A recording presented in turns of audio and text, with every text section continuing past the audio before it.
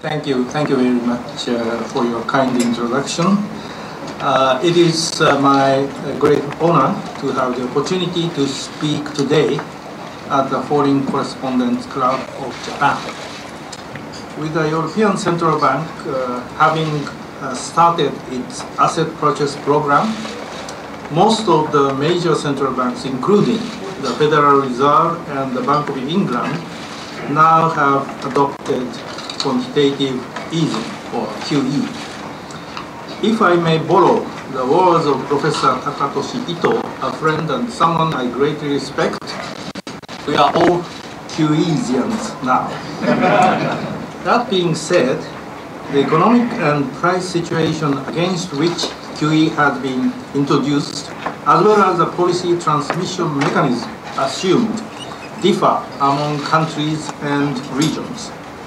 Today, I would like to clarify the characteristics of the Bank of Japan's current quantitative and qualitative monetary easing, or QQE, by focusing on similarities to and differences with the QE introduced by other central banks. I will further explain how QQE has been producing its intended effects. I just mentioned that we are all QEsians now. What brought us into this situation is the global financial crisis in 2008.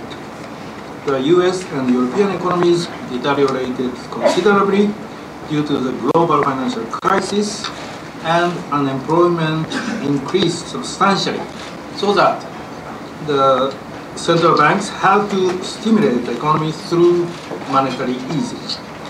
As you can see from chart 1, initially central banks in Europe and the United States responded to the crisis by using the traditional policy tool of lowering short-term interest rates. But since the economies deteriorated quite significantly, those rates soon approached the zero lower bound. Facing the zero lower bound on short-term nominal interest rates, central banks were therefore confronted with the question of how to proceed with further monetary easing. The Federal Reserve and the Bank of England's answer was to introduce QE. QE mainly aims at stimulating the economy by lowering long-term interest rates, which still has room to fall through massive purchases of government bonds and other bonds by the central bank.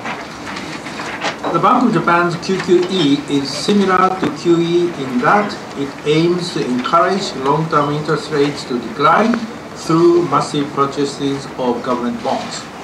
QQE, however, has another element to drastically change the deflationary mindset that had taken hold amid the prolonged deflation. In order to understand this point, it is necessary to correctly diagnose the problems ailing Japan's economy and identify appropriate remedies. Japan's economy had been suffering from deflation since the mid-1990s, with the year-on-year rate of change in the Consumer Price Index, or CPI, being about zero or slightly negative. A key feature of deflation in Japan was that it was mild but persistent. As shown in chart 2, the average of the year-on-year rate of change in the CPI from fiscal 1998 to fiscal 2012 was only minus 0.3%, but the deflationary situation lasted for a decade and a half.